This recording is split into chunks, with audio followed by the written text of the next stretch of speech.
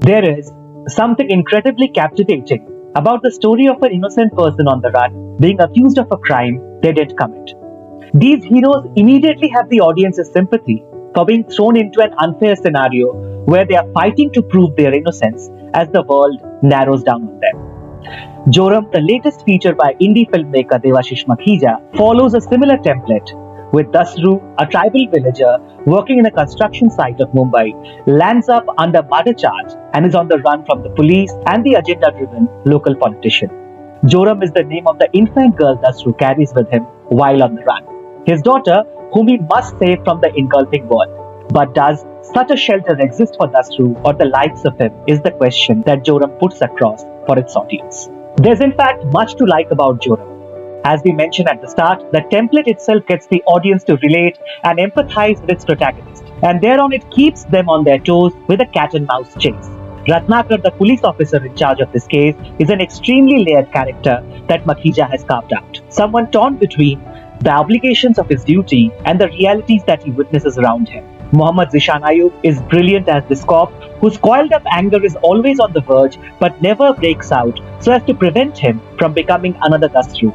We wait for that final punch of Ratnakar to explode, and when he goes against his protocols near the end of the film, it is for a different cause and different group of Dasrus. Thus Makhija elevates the story from being that of one tribal family uprooted from its origins, shoved into the concrete jungle of Mumbai from the green forests of Jharkhand, and then punished for the protests made against their ordeal.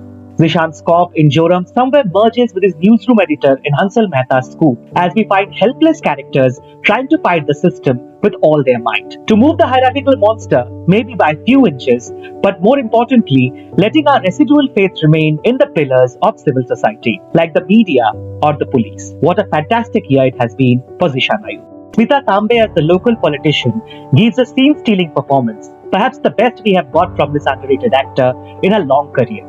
Again, a very layered characterization by Makhija, as we find Tambe's Phulo Karma making a mark of her own in the utterly man's world of Joram. A nicely put observation on how hunger of power and vengeance, the primal aspects of human existence, are gender neutral.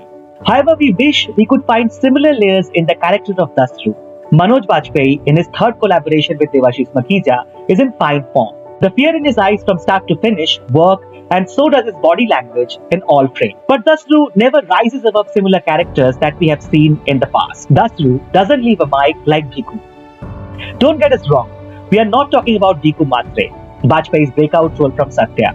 In fact, we are talking about Bhiku Lahanya from Govind Nihalani's Akrosh, another innocent tribal villager who is wrongly charged, imprisoned, and defended with all might by an honest, dutiful advocate. Bhiku didn't run.